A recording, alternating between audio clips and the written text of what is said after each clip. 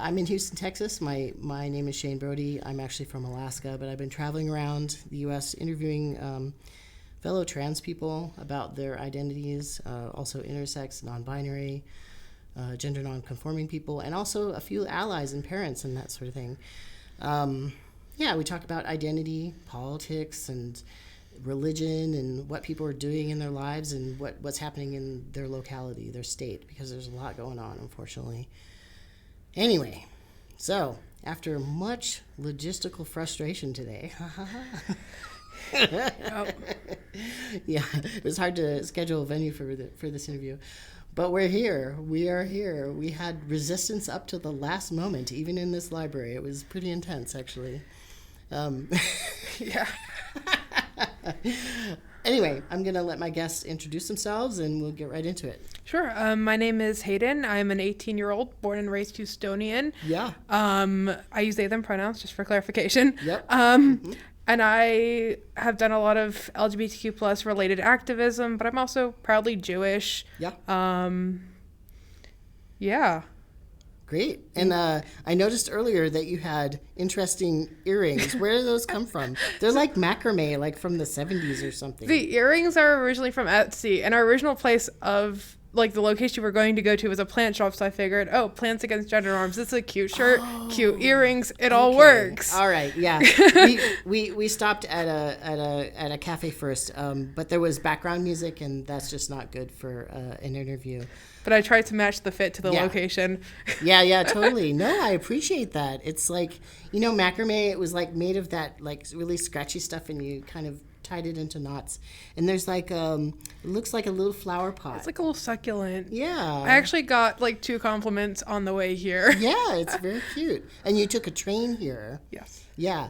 Houston, I used to live here when I was a teenager, and mass transit here was terrible. And I got to say, it's probably still not so great for what, the 4th largest city you said in the U.S. But they do have light rail now, thank goodness, because Houston is immense. I mean, just to get here from the outskirts, it took me 2 hours, So, yeah, it's a big city, so it's good. Yeah. Yeah. Makes life a little easier there. If you live in the burbs. And you live in the burbs, right? Yeah, I live in the suburbs, and I used to live a little bit further out, closer to Missouri City. Now I'm a bit closer in. Is that like when there's like cattle ranches starting to... Sort of, yeah. More like hobby ranches? Ish, yeah. Kind of around there. Yeah. But I moved a bit closer into town, so I'm closer into the freeway system. Okay. And they call those the loops, right? Yeah, there's like the outer loop and the inner loop. Mm-hmm. So I've always lived within the outer loop. Now I live... really, really close to the inner loop. Yeah. But still not in. When I was here, I lived in A-Leaf, and I went to high school for just a tiny second. And then I was put into a special school, the Independent Study Center, it's like a little jail, actually. Yeah, it's very bad. It's very bad. I talked to some people who actually work there, and I told them that the place had damaged me when I was a teenager. And it was true. It's true. It's like being in jail. Speaking of that, too, we are literally a couple of blocks from the halfway house where I had to live when I was awarded the state of Texas. It's like right down the street. Yeah. And you were saying that there's a lot of those around here. Why is that? Midtown and Montrose. Part of me thinks it's because, the jail, the Harris County Jail, and all the courts and everything are downtown. Right. And downtown is way too expensive for anyone to live or halfway houses to exist. So Midtown and Montrose, while they're still a more expensive area, they're slightly more affordable. Right. And they're still in the loop, so you can still get into like the business areas. It's not too difficult to do that. Mm-hmm. So I think that may be one of the reasons, but I'm not 100% sure. It may have also just been like to do with the history of Houston, and it seems like a lot of nonprofit organizations that help people in halfway houses are around here too. Okay. So that just may be a convenience thing. Okay, so it's adjacent to places where kids are being incarcerated, and okay, or there's social services. But I gotta say, when I was a teenager, social services were pretty bad. Like, they made me quit high school, for instance, because they needed me to work to pay for the halfway house that I had to live in. So strange. Speaking of kids, there's, the issue here of trans kids and parents being investigated What's going on with that? Because I haven't heard too much. So ever since I think around 2015, 2017, legalization of gay marriage, trans people were a bit more on the radar of politics.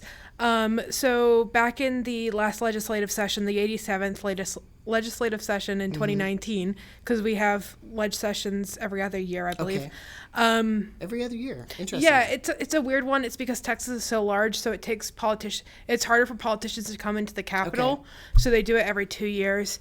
Our capital in Alaska, though, is not on the road system, so I don't think Texas, you really don't have an excuse for that. Texas is also Texas, and they think they're really special. It's true. Alaska's bigger, sorry. It is, I know. Anyway, so Texas is every other year. So the last legislative session they had, they tried to file a bill to essentially ban kids from getting gender-affirming care and say, like, hey, if you do that, it's child abuse. Right. The parents, the medical providers, and then anyone else who's involved in, like, assisting in the process. So we're talking, like, therapists, clergy members, like, all those, they can be investigated. And actually, it wasn't just specifically like hormones and surgeries. It was any form of gender-affirming medical care. Okay. So which would include what? Which would include a therapist affirming your pronouns. Okay. Which would include like a PCP using your correct name. Maybe even a school counselor or something? Okay. Absolutely. Okay. So PCP, you mean like a doctor? Yeah. Okay. Like a general doctor. Wow. Using your correct pronouns, your correct name, that's gender affirming, and that would be under scrutiny. Okay. And could be claimed as child abuse. So then at that point, the police would come in and take the kids away? So what what they had said was, yes, it would be child abuse, and CPS would open an investigation. Okay. Now, here's the thing about the bill. It did not actually pass. Okay. So as of right now in Texas, it's not illegal. Okay. You can still provide gender-affirming medical care to minors in the state of Texas. Yeah. It's kind of terrorizing, though. So here's why. Yeah. A little while ago, this was end of my senior year, I think. I was in the middle class, and I was actually I had an interview later that day, and the interviewer mentioned that the governor and the general attorney, I believe, essentially had posted these letters to CPS or DFPS, which is essentially one and the same. And the person interviewing me was the one that told me about this, and then I had to go look up the letters in the middle of class. And these letters essentially said, hey, this is a specific directive from the governor to investigate any parents of trans kids who are receiving gender-affirming medical care.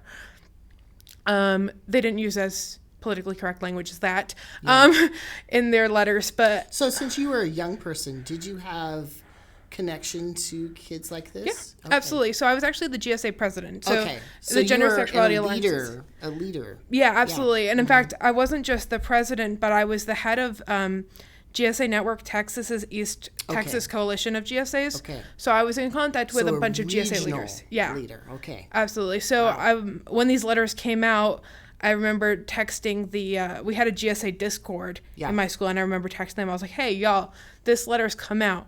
Don't panic. Just hold on a second because it's not law. So explain Discord for older people. Sorry. Discord for older people.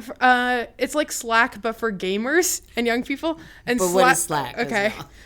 I was about to Is it like social media? Is it it's like a workspace? It's a virtual workspace, but you in terms of Discord, it's a way to communicate with people online. I wouldn't exactly call it a social media. Okay. Because you're not necessarily posting people for other people to like, see, follow. Sure. But it's essentially you can create sort of a form of like group chats and different channels to have different conversations about different topics. Yeah. And then you can message one-on-one with other people. So it was like a group chat for everyone that was in the GSA that was comfortable in the Gender Sexuality Alliance. And so I remember posting the letter, and I was like, hey, y'all, don't freak out. Like, just take a second.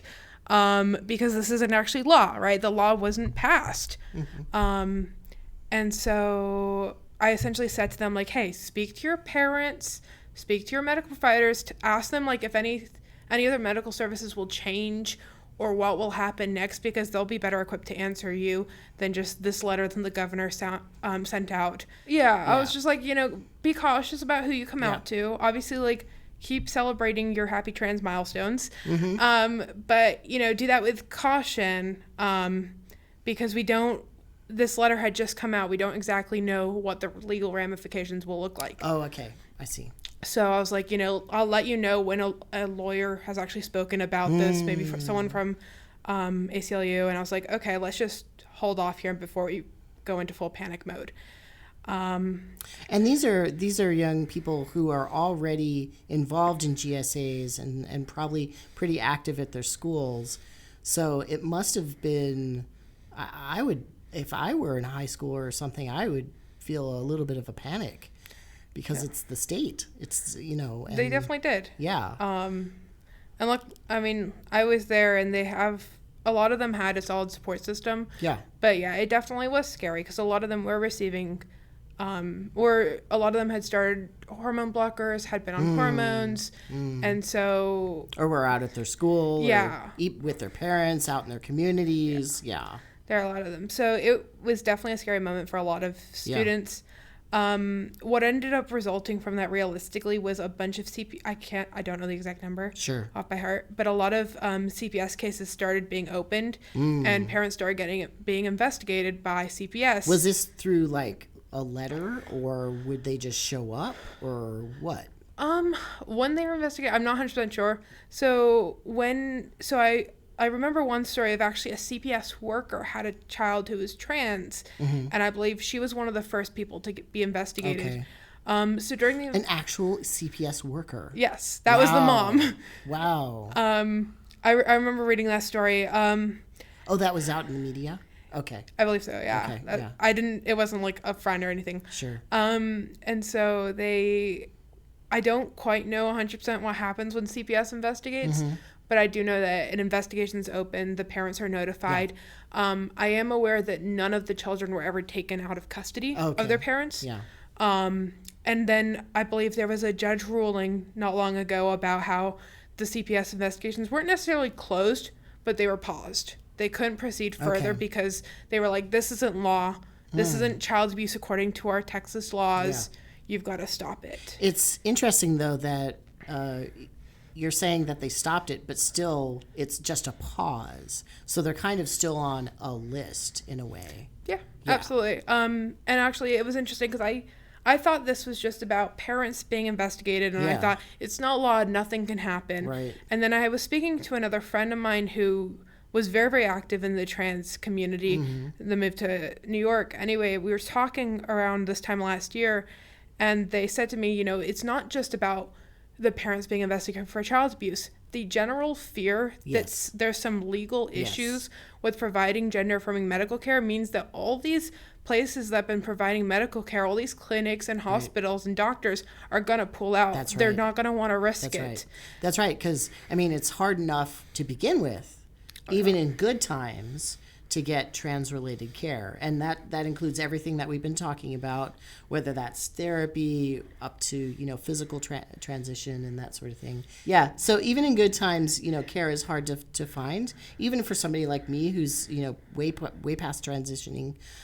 So if you're beginning and there's, you know, kind of a chill that's going on, what does that look like? Does that mean that they're cutting clinic hours? They're just not going to treat people? I mean, what's going on? So, there's one major hospital system across Texas for children, and this area is known for its high quality medical care too. I mean, people come here to access healthcare. From all over the country. Yeah. So this large hospital system had like a gender clinic specifically for pediatric patients. Great. And I believe they had closed down after this letter came out. So just closed. They said we can't provide this care anymore because we don't want to get sued. We don't want CPS investigations being opened up. So it's about liability rather than providing care. Yeah. So there are a few places. There was one clinic that's I'm not sure if it's just in Houston or if it's statewide, but they were like, we're going to continue providing care. We don't care. Like, y'all matter. Right. Right. So that's the patient-centered rather than, I don't know. What's the other one? Certainly not patient-centered. The large hospital one is a large hospital that provides so many services, whereas this one was very much more catered towards the queer community. Okay. And so it comes from an activist point of view. Right. They're like, we need to provide this care specifically for the queer community, but they're also just a more affordable form of medical care. Yeah, that's great.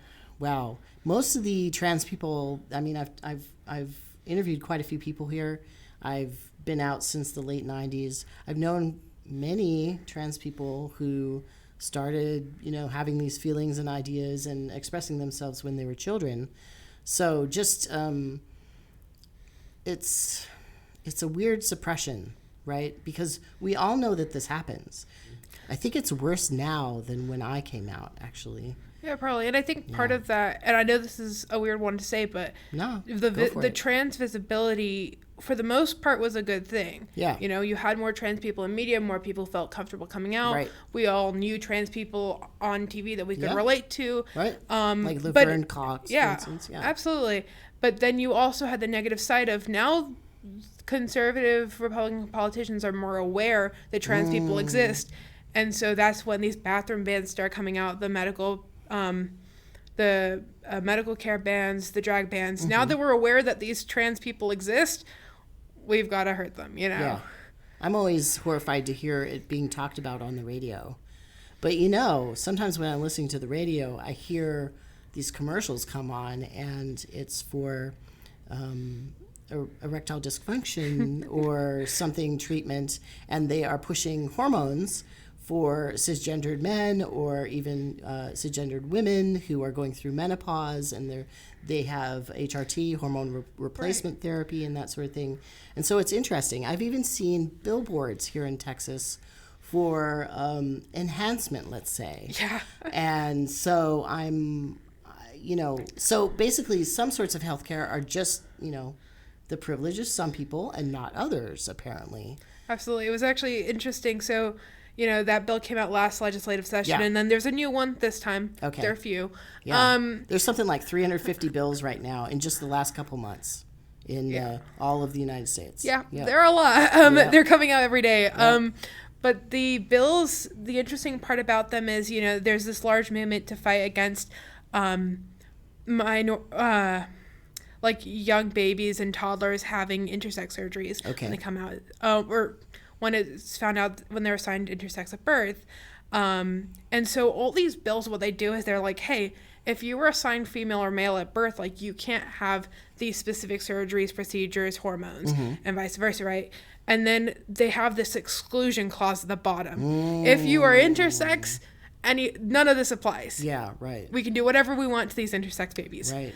And it's often non-consensual. The kids and sometimes even the parents don't even have a choice in this. It's often the doctors that just do it. Yeah, there's a lot of misinformation when they're intersex children being born, and so that kind of leads to all these awful procedures. Yeah, it's terrible too because we need good, accurate records about things, because doctors are also researchers. They, records are used for research.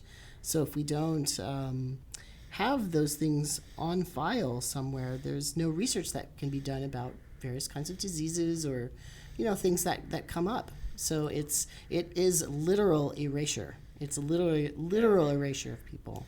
And honestly, if a kid is born intersex, so I wasn't born intersex. However, I do have a condition that is about 95% of the people that have this condition are intersex. Sure. And so it is very interesting knowing that there are a lot of people that, yes, you're born intersex. However, that gender marker on your birth certificate has to be one or the other, and that's probably one of the biggest arguments for pushing for that exclusion clause. Is, well, we've got to make sure that we can put them in one or the other box. Otherwise, what's going to be on their birth certificate? Yeah. Well, I think some places are just putting X sometimes. Right. They're starting to. Yeah, which is great. I mean, why do we even have to have that? Why does the state even need to get involved in that? They don't. It's ridiculous. They don't. It's like the race, for example. I know there was a large push to get race taken off of birth certificates because they were like, what's the meaning of this, really? Right. Why do we need this? And so many people have a mixed background as well. I mean, what do you preference for that? Right. So the X on the birth certificates, I don't think is going to come for a very, very long time in Texas. Right. I know slowly passports are okay, and even that's taking a long time, but I don't think it's going to come for. Yeah. I think it's got to be a federal directive or law that comes down and ends up being in Texas. Well, I mean, you guys are dealing with a lot here. I mean, we're just trying to exist. I know you guys are just treading water kind of here in Texas. There's a lot going on. I mean, when you look at those maps that are like, where are the anti-trans laws? We're actually number 9, according to a study I recently found. Well, it's you all are always bright red. Oh, yeah. I mean, the rest of the states are kind of a brown or something. Texas, red. I have a theory that like these politicians, they just try and compete on who can just pass the most harmful legislation. Yeah. And like, oh, Florida passed their Don't Say Gay bill. Well, we've got to one up that, you know? Yeah.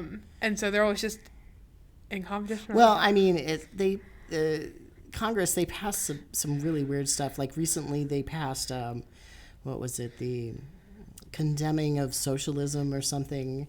And it's like, what is that really what you're spending your time on? You know, and so many resources. They're spending our money to do these ridiculous things. You know? You should. So I, at the end of almost every day, I go through all the bills that have been filed. Every day? Yeah. Goodness gracious.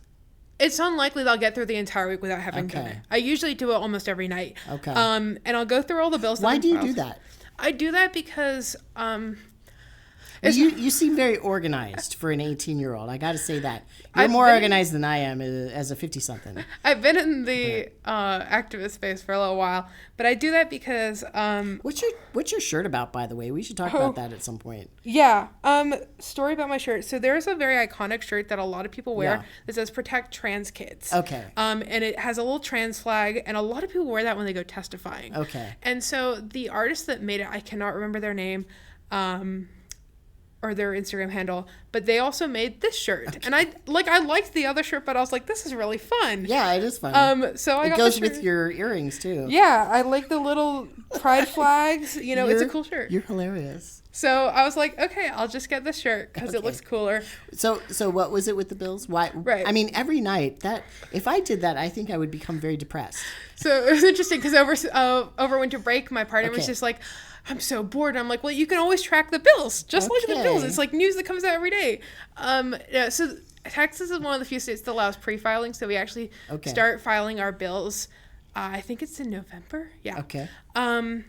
And so essentially the deal is, there are a lot of news headlines about these bills and what they're saying. Yeah. But I tend to find that it's not that I don't trust the media. It's just that I prefer reading the actual bills for myself and figuring out where are the loopholes, what's being interpreted of the bills, who's filing them. Yeah. Well, the media rarely goes in depth. Right. They're really just looking for the clickbait headline. The very superficial, because the rest of it takes a lot of work. If you're going to dig and read through all this, that takes a lot of work. Absolutely. Yeah. So there are a lot of, right now during the legislative session, there's probably around 80, 90 bills filed a day. What? Now, just to be clear, so over the legislative session, I believe it's 140 days, or maybe 180. I could be wrong. Okay. And it spans from January to May. Okay. The end of May. And so we're actually in the middle of it. Yeah. And so especially during the legislative session, there are a lot of bills being filed every day. And just to be clear, the legislative process is meant to kill the bills. Okay. Like, very few of these bills actually pass. We had, so many bills filed. So when the media when news articles report, 70, 80 bills anti-trans bills have been filed in Texas, what that actually means is maybe one or two will pass. Okay. And now, obviously, But it seems like kind of a bombardment. Absolutely. Let's just put as many out there as possible. Maybe something will stick. Well, you got 140 days out of 2 years to pass this stuff. Mm-hmm. So part of it's a scare tactic, definitely. Yeah. And absolutely have to give credit to the people that fought these bills and got it down to only one or two. And who was fighting them? So there are a huge amount of organizations all across Texas. Equality Texas is probably the biggest, most well-known one. And they do some amazing work. And essentially, all these organizations, for the most part, will have lobby days. So they'll help people go down to the Capitol. You'll talk to politicians on both sides of the aisle. So they recruit lay people? to do this? Okay. They work with volunteers.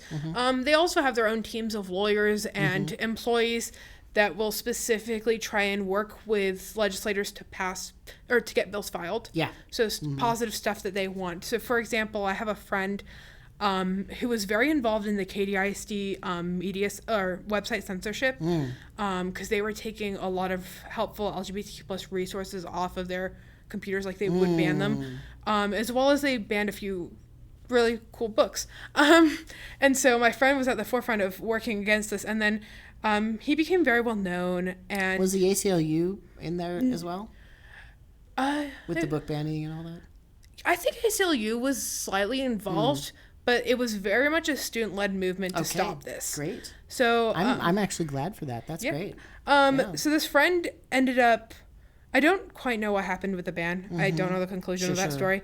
But this friend ended up working with their legislator over in, I think it was Katy, that essentially filed this bill, HB 1945, I want to say, or 54. I think it was 1945. Yeah. And it essentially said, like, hey, school districts, if you are a public school district, you may not ban resources that provide the suicide hotline, resources that provide sexual abuse hotlines, domestic violence hotlines, or any LGBTQ plus resources for students. And they were like, you can't ban the Trevor Project. That's not okay. And who was saying that again? The representative John Rosenthal. Okay. So he had filed this bill a little while ago, and we're hoping to get it through. But okay, great. Not sure. Yeah. What is the makeup of the legislature here? Is it pretty tight? Like it's 80 some. So I don't know. It's mostly Republicans. Okay. So a vast majority or something. Yeah. Okay. So the Attorney General, Lieutenant Governor, Governor, they're all very much conservative Republicans. And then you have in the House and the Senate both majority red. Okay. Any independents? Not really. I think there's maybe one or two. Okay. In the House. And then a few Democrats. Yeah, there's about, I think the House is 80, I can't remember the exact numbers, but the House is about 80 something Republicans and about 60 something Democrats. Okay. But that still means it's difficult to pass stuff. Yeah. Well, when I was younger, there was a lady here who I believe she became governor, Ann Richards, and she was a Democrat. And I'm surprised, I guess, that Texas is so red when she was a Democrat, So Texas is red, Houston and a few of the major cities are blue. So if you look at, like, for example, I was like, because I was working on a campaign a little while ago. When you look at who was running for governor and what states voted for which candidate, all the cities are blue. Yes. Houston is very Democrat, and in fact, we've got a majority Democrat on city council right now. Okay. So if somebody captures the cities, but they have a broader appeal elsewhere, then they're just going to get in. Yeah. So you just got to be careful. Like, for example, Austin. They have a fantastic city ordinance that essentially says, I think it's city, maybe county, that essentially says, hey, if you've got single stall restrooms, they have to be gender neutral. You can't have men's and women's restrooms if they're single stall. Now, if they're multi-stall, that's a different story. But they have that. And that's not a statewide thing. That's just for their city. Yeah. And so... And that makes sense. It totally makes sense. Right. Well, it'd make more sense if it was statewide. Yeah, it would, but... it's a good start. It's a good absolutely. Because, once you have that start, you can see, it's not a problem. And it's never a problem, so just do it. Right. If they don't have any issues, we shouldn't either. Yeah. So Houston is slightly more progressive. I'm not entirely sure of, like, specific laws they have. I know HISD, the Houston Independent School District, is slowly getting there. I was recently told by a mother, actually, from HISD that oftentimes they'll pass progressive policies within the district, but they're not going to make it publicly known. Okay. And the board right now, I think that's strange because usually, at least right now, that's where things are happening is at the school board level. So HISD is actually predominantly conservative on the trustees. However, there's the TA takeover going on, like, right now. I don't know what you're talking about. Okay. So the Texas Education Agency, which is state government, they essentially said to HISD a little while ago, hey, if you don't get your stuff together and get your test scores up and do all this stuff, then we're going to just take over and we're going to govern you, and you can't have your trustees and your superintendent. And so I think there was something filed this week where they ended up actually doing that. Okay. So they are currently... is that a good thing or a bad thing? I can't tell. In my opinion, it's a bad thing, and here's why. Now, right now, technically, I don't know where the superintendent stands politically, but the trustees are predominantly more conservative right now, which is a weird one. Okay. And I think it's because their election is much smaller than, like, say, a governor election. Sure. And so, however, it used to be more Democrat. I had some great friends on the trustee board. Anyway, so with the TA takeover means that the governor is appointing all these people. And the Republican-led government is going to essentially take control of the district. So it's not the community that is voting in their name, it's the governor. So it's a top-down. Right. It's a Texas-wide decision on what happens to the school districts that's very local and in a very blue space. Oh, no. Like, Houston's terrible. A blue city. And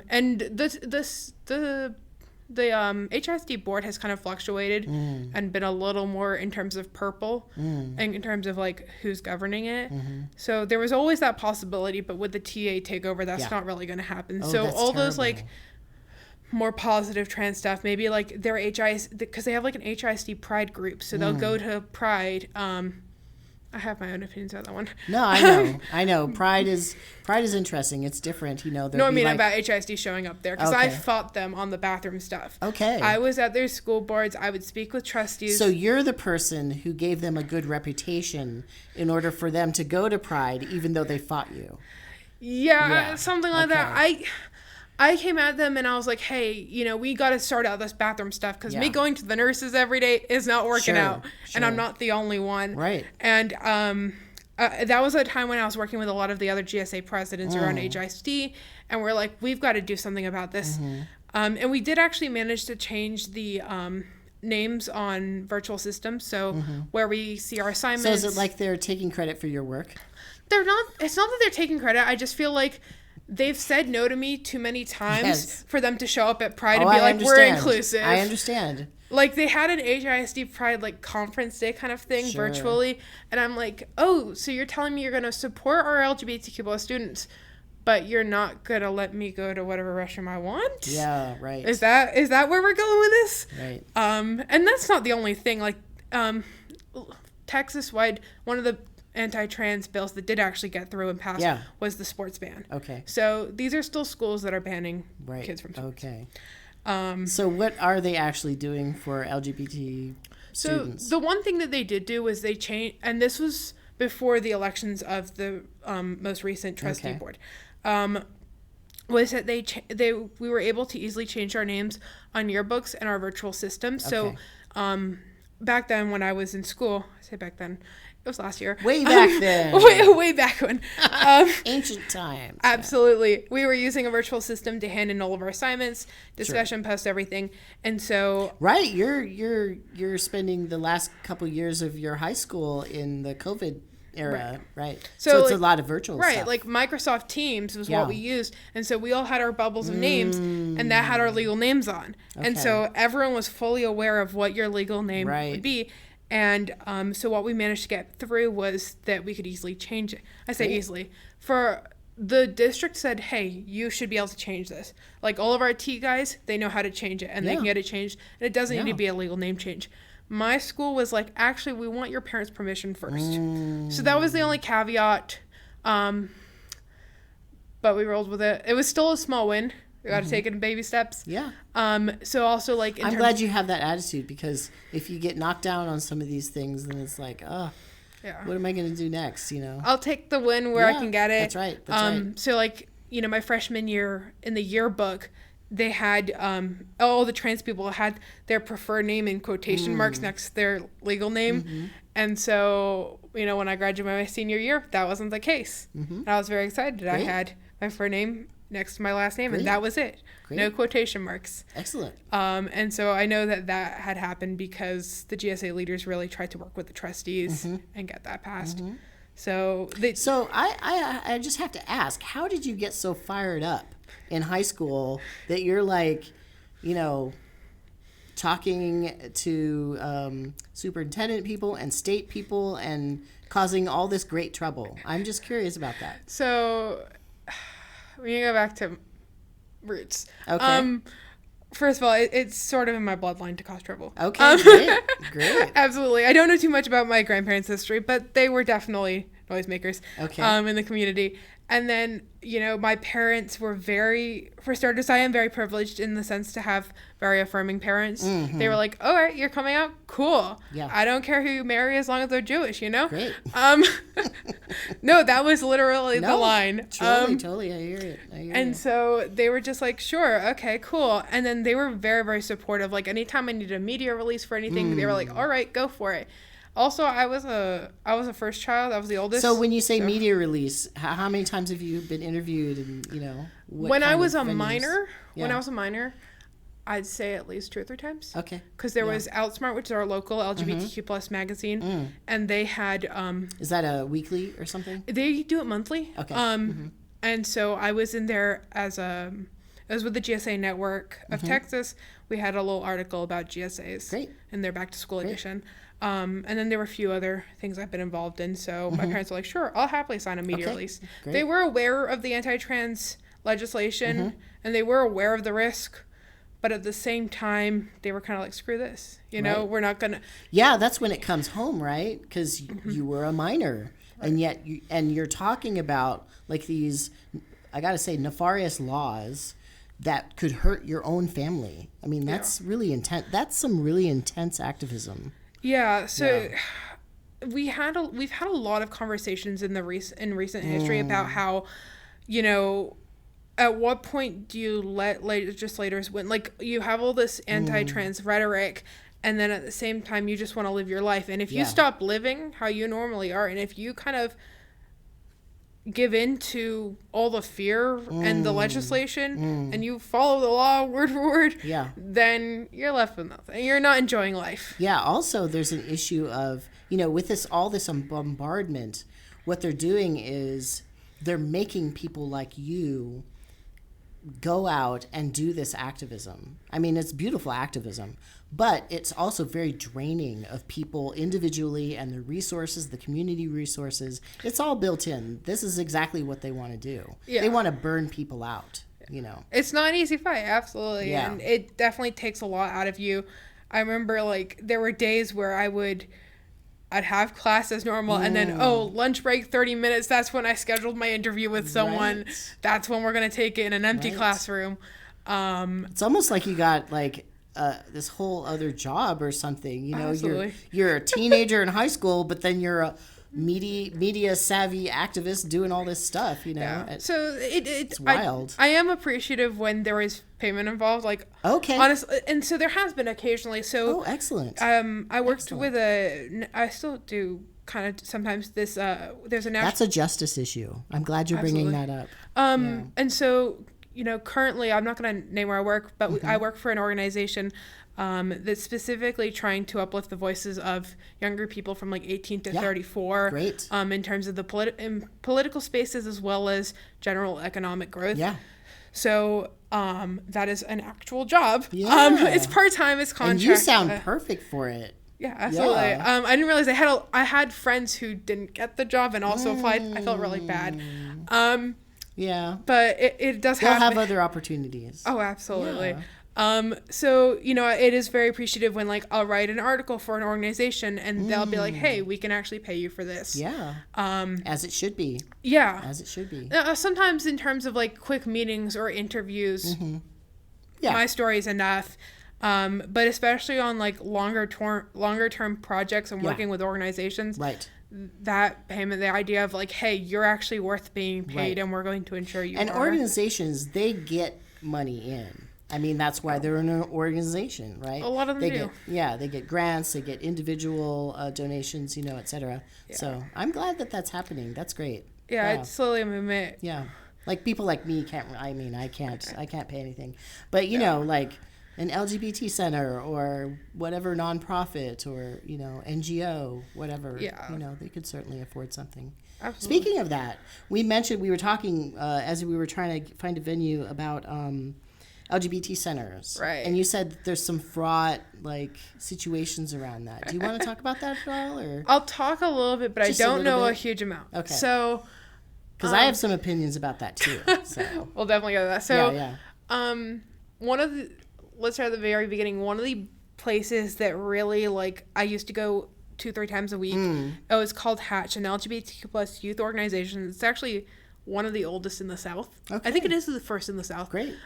They were really great, and I used to go very religiously every week. I absolutely loved it. I met queer people. That's where I started meeting people. That's where I got involved, as well as fun fact, that's actually where my partner and I met. How old were you? I was a freshman, so I was 14, 15 years old. Great. I used to take the metro there from school. Great. That's where I met my partner, and I still have a lot of friends that I keep in touch with from there. I absolutely loved it. Pandemic hit, so we went virtual. But that was it was a place called Hatch, great place. And they used to be an individual organization, and then they were kind of absorbed by the Montrose Center, which is an LGBTQ plus community center. Okay. They have therapy upstairs, which I have plenty of opinions about. And then they have... is that a good thing, bad thing? Their therapy, first of all, I've been on the wait list for a solid 2 years. Oh, I see. To start off... That is so common, by the way. Because I've been traveling around for the past year, finding and accessing healthcare as the person I am has been very difficult. Long waiting lists. But also, I had a friend that tried to access it, and it was just very inaffordable, especially if you didn't have insurance. Right. Right. Paying cash. Yeah, so it's not as accessible as I think they try to market it as. Right. That's probably what they write into the grants too and everything. There's also a small caveat, and this is one of the biggest things that really divided Hatch, was they kicked someone out, and here's the reasoning why. This kid had dissociative identity disorder. Okay. And apparently in the Montrose Center's insurance liability small writing, they had a statement that essentially said that they couldn't have clients that had DID. And anyone that attended Hatch, and Hatch you didn't have to pay for, it was completely funded by the Montrose Center. You could just show up. It was a drop-in kind of center.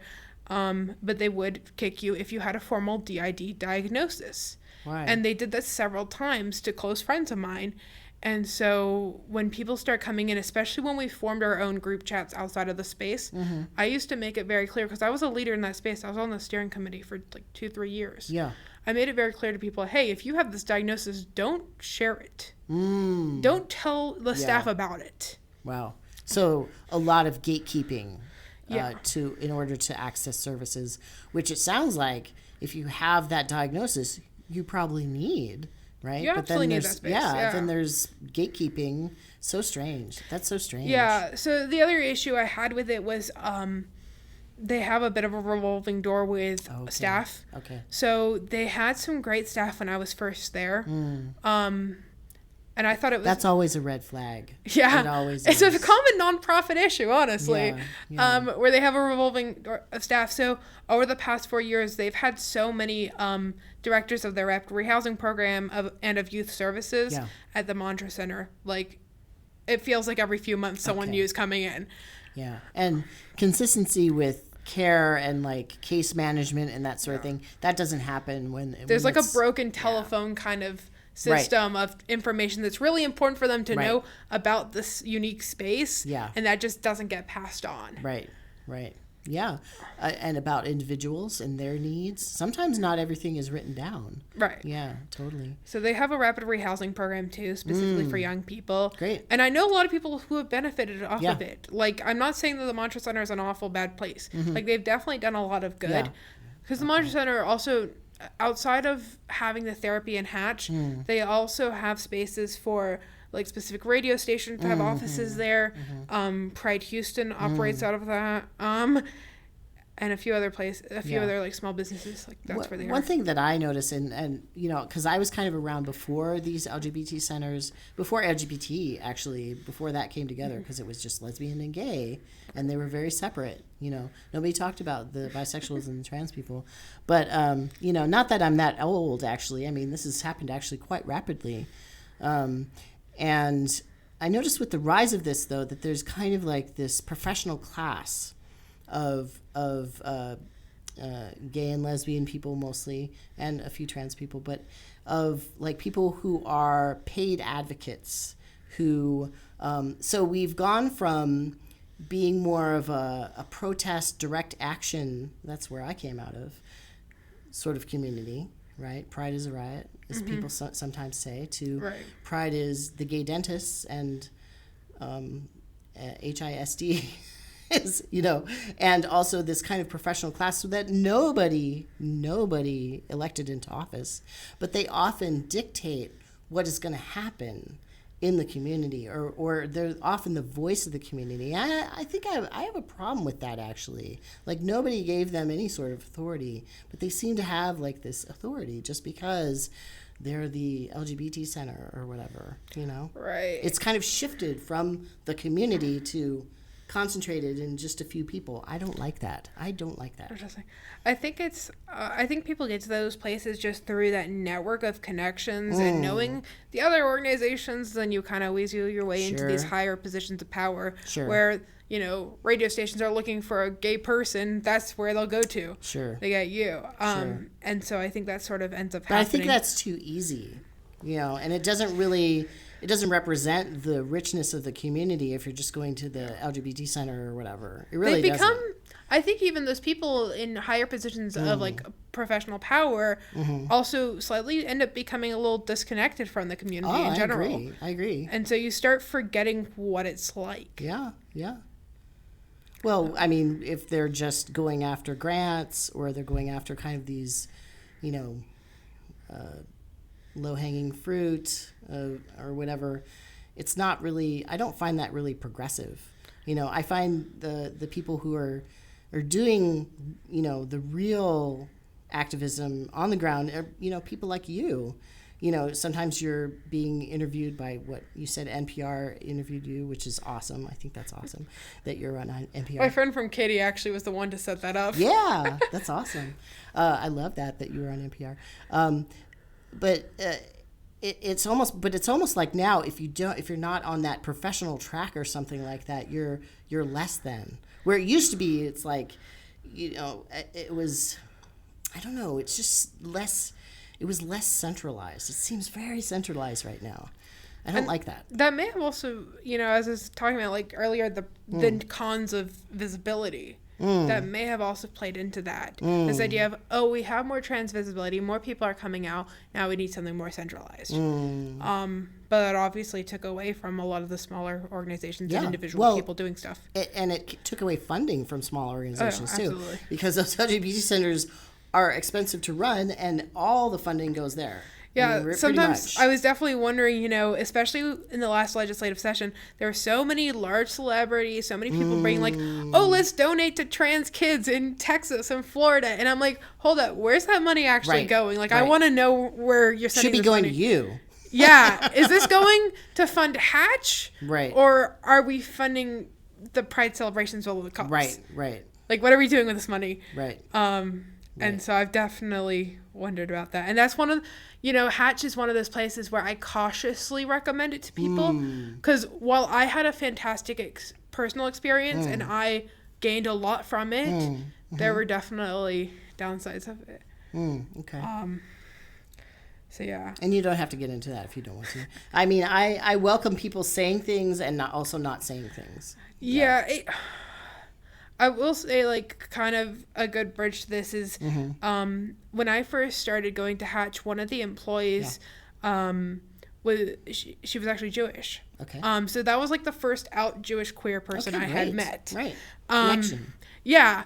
And it was interesting because there was also another person there who I still keep in close touch with that was also Jewish. And so we had this small group of Jews, and we kind of make weird Jewish jokes sometimes. But I ended up getting involved more in the broad LGBT plus Jewish community. Not so much in Houston, but nationally at least. Great. And so I'd write articles with them. They try to do advocacy down in Houston, and they are in Texas, and they do have they just open up positions to have educational and training people in Texas. So there's this, I think there's like a broader awareness that trans and queer Jewish people live in Texas. Yeah, great. Great. And so that kind of came out of that. And then I ended up actually, this large LGBT plus organization, Keshet, they have we call them Shabbatons, but they're essentially retreats for Jewish kids. Okay. That span from like Friday afternoon to Sunday afternoon. And so you spend the entire Sabbath together, prayers, the Shabbat meal, the Friday night meal, and a lot of fun stuff. So they actually plan these specifically for LGBT plus youth. Great. And they did a virtual one, which was kind of difficult because of the rules of the Sabbath. Yeah. But their first in-person one in the Midwest, I ended up, I was the co-chair of it. Oh, so you travel for them? Yeah. Oh, okay. So that is one of the organizations that's really passionate about ensuring that people are paid for their effort and time. Great. So they were like, hey, we're going to make this Shabbaton as accessible as possible. Yes. If you need help with transportation costs, we got you. Yes. I love it when organizations say that right up front, too. Because if you're a poor person or of limited means of some sort, if you're having to dig for that information, or perhaps it's like a work study kind of thing where you're working the whole time and you're not actually being able to participate, I think that's a real justice issue too. So put that right out front. Yeah. So in the registration form, they were like, hey, give us an estimate of how much you need for the flight or bus or whatever you're going to need. And then like, hey, here's the registration fee. It was like $50-something for the entire weekend. They said, but hey, if it's a problem, you can email us. Yeah. 50 is not too much for the entire weekend, but we can sort it out if you really need help. $50 is a lot for some people, definitely. Yeah. So they were like, they are heavily subsidized. They had a lot of funds coming in. And so I was able to go to this retreat. I was leading it. A lot of us on the steering committee, we led different programs, prayed together. I don't know. It was really fun. Yeah, it sounds great. It's like the coolest queer experience for Jews. Yeah. Friday night, I came out of the room. It was like I think it was like a summer camp kind of campus. Yeah. And I had a really good friend from there. And we happened to be staying in the same room. We were specifically requested that. And so I walked out Friday evening. We were supposed to get ready for the Sabbath, which is usually a more formal kind of event. And I thought I was really underdressed, actually, because everyone else came out in full faces of makeup, the most beautiful jewelry, their nice outfits. And they showed up. And queer people, when they want to get dressed up, they can get dressed up. And so I do not. I don't usually. I'm going to be honest. My usual attire day to day is like an oversized shirt and jeans. Yep, that's me too. Yeah. So, totally. Yeah. But this was Friday night. I appreciate other people's efforts. Absolutely. But Friday night is although you do have purple hair. In all fairness, I hadn't dyed my hair in 3 months. Okay. So it's actually been a really awful color. And then last night I was in the shower. I was like, I want to dye my hair. Yeah. I want the purple back. Yeah, it's a nice color. So it depends. Sometimes I'm feeling really lazy and I don't get dressed up. But this Friday night was a time to get dressed up. Oh, great. It was queers. Yes. It's the Sabbath. We're going to look good. That sounds like so much fun. And you're also, you're LGBT people who are getting together, and then also there's the religious community and the cultural it's this aspect. Beautiful so intersection. Great. Yeah. That's lovely. And it meant it's like your whole self. Absolutely. Yeah, you get to be your whole self. And so, for example, and I know my parents will probably watch this and think, "What on earth?" Yeah. Because they don't know about this. But oftentimes Jews will wear this kippah, which is or oftentimes called a yarmulke, which is a little hat kind of thing. Yes. It's very small. Right. It goes on the top you wear it on your head, and it's supposed to be a reminder that God is always there. And so. Oftentimes, at least in the spaces that I grew up more modern Orthodox, but also lived within the ultra-Orthodox community. You were talking about yarmulkes? Yeah, so it's traditionally worn by men, and I'd always seen men wear them. Yeah. But then slowly when you get into more reform and what we call in the Jewish community conservative, which is not politically conservative. Yes. It's religiously conservative. Religiously conservative. Different sect of Judaism. So, is this a more traditional kind of Judaism? They're less traditional. I think they're a little bit less traditional, and they're a little bit more relaxed with being by the book. Okay. And so oftentimes in those spaces, women will wear the yarmulkes, they'll wear the kippahs. But I never felt fully comfortable wearing one. Okay. I was like, I don't know about this. Yeah. And it's oftentimes people wear them like literally everywhere. It's not just a synagogue thing. Yeah, I've seen that before. And so it's kind of this public symbolism of being Jewish and part of this community. And so I'd always been nervous wearing one, and then I kind of stole one from my dad because we have a giant collection. Okay. And I ended up wearing one at the Shabbaton. I looked great with it. Yeah. How'd that feel?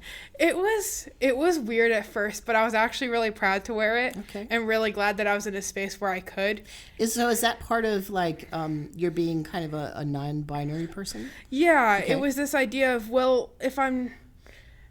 it was partially this breaking the binary kind of idea of like, well, at first, like, I'm not fully woman, so I can wear this, but also, do we really need a gatekeep who can wear a kippah? Yeah.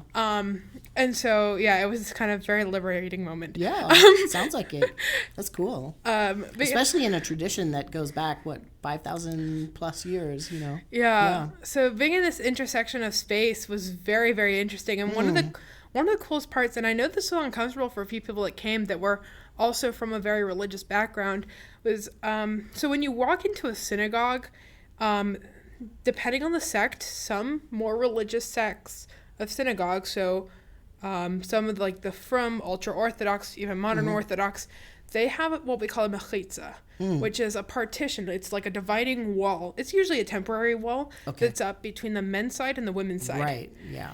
And so you come into that space as a non-binary person and start thinking, well, where on earth am I supposed to sit? Right. So, going to synagogue had usually been really difficult because also there's like this there's still this expectation of like women to wear a skirt, to cover your elbows, or to wear a dress. So Can I ask you something? This is more personal. So if you're making that choice, because there's a little wall up, right? And one side is another, and it's not metaphorical. Do you feel like you're giving up on yourself if you go to one side or another, or do you just always make your own space? How does that work? I wish I could say I always made my own space, but I realistically don't. Yeah. So when I started... Because you can't fight, like, literally all the time. Yeah. That would just exhaust you. You can't. So in my hometown, like, the synagogue, it's actually literally across the street from where I live. You can see it from the driveway. I had grown up at that synagogue since it started forming when I was I think I was like 1 or 2 years old. And so all the congregants, for the most part, know who I am. Yeah. So coming out, using a different name, different pronouns, and then also not wearing skirts or dresses anymore, because that gave me a lot of dysphoria, a lot of gender dysphoria. It's interesting. They've known you your whole life. That's great. Yeah. So I stopped wearing skirts and dresses, and I was like, I'm gonna wear pants. And I remember actually my dad really wanted me to wear a skirt or dress to synagogue because he thought of it as a level of respect. Women need to wear this, and you don't want to make other people uncomfortable. And that was a big thing. How do I maintain my own comfort while also not making a huge amount of people uncomfortable in this space? And so, but also they've known you your whole life, right? I'm not coming out to every single congregant in the synagogue. But you're not coming out, but they see who you are, I believe, without your even saying it. Right. I'm just going to say that. No, absolutely. Yeah. And I got quite a few comments, especially with me cutting my hair. Yeah. People did not like that. So I stopped going to the synagogue very often. Oh, that's too bad. I started going maybe every holiday. I think major holidays. Do you feel lost there? Going to that synagogue, yes. And the thing is, it wasn't like I was formally kicked out. Nobody said, you can't be here, or we won't accept you here. It was more just a social, like, hey, if I'm walking in with pants, so for the last time I went to the synagogue was, I think it was Rosh Hashanah, so the start of the Jewish New Year, which is typically at the beginning of the school year for us. I walked in there wearing nice pants and a shirt, as most men dress. Sure. But I went to the women's side. And that was a decision I made because I didn't feel comfortable being on the men's side, and I felt if I'm going to be uncomfortable on one side, where am I going to be less uncomfortable? Sure. And that was going to be the women's side because I had been there before. Sure. And I know... And you're kind of this blend, like you're wearing the men's clothing and... Yeah, so... I'm definitely the picture of non-binary. Yeah. It was a very androgynous presence because I was also wearing makeup. And I know that confuses people sometimes. So I walked... There are lots of men who wear makeup, though. I mean... Yeah. Just not in the Jewish community, just synagogue sure. in an Orthodox space. Sure. Maybe the Reform synagogues, probably. Okay. I don't know. I have a friend who absolutely loves... So my friend from New Jersey that I mentioned that I was sharing the room with... Sure.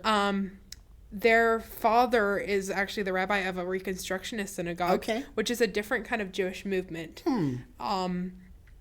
And so I actually went to that synagogue for Purim about this time last year. But my friend absolutely loves wearing makeup and big flashy jewelry to synagogue. Like, that's his thing. He just does it. Yeah. Okay. He loves it. And people are very accepting in that place, and they don't have this partition up, and they don't have the kids asking their parents questions. The partition sounds intense. I mean, that's intense. So there are many possible reasons for it. I've heard a lot of different things, and I'm not quite sure what's actually the truth, but it seems like everything in Judaism's up for interpretation. Yeah, which is wonderful. Right, that's kind of the point. Yeah, it is. So I heard the main thing I grew up being told was that it was so that the men didn't get distracted by the women while praying.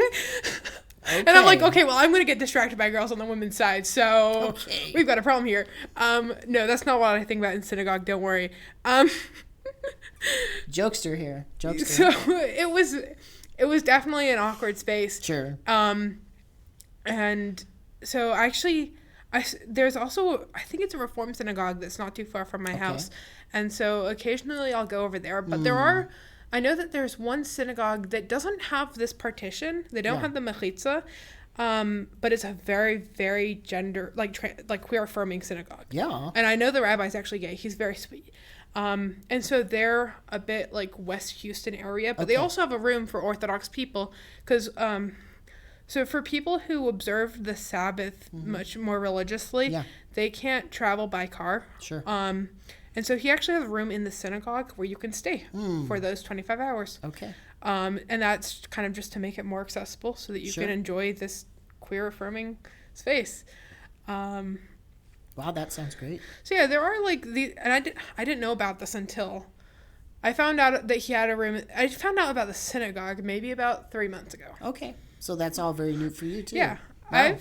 Do you think you'll go back? Like that? Is that now your new Well, I'd temple? love to try and go to that synagogue. I've actually never been for services, but I'm going to try and go at some point. I want to try and kind of find other queer affirming Jewish spaces in Houston. And I know slowly there is a few organizations that are really trying to make things better. I'm so glad to be, hearing about this from you because I've talked to some Christians who have done the same thing on the Christian side of things, like moving from one church to another to a more welcoming or affirming church. So it's nice to hear that also from the Jewish perspective. Yeah, it's the same kind of thing. Like, there's not this like monolith of all Jewish people are unaccepting or all Jewish people are accepting. It's very not everybody much puts up that wall. Yeah, literally. Yeah.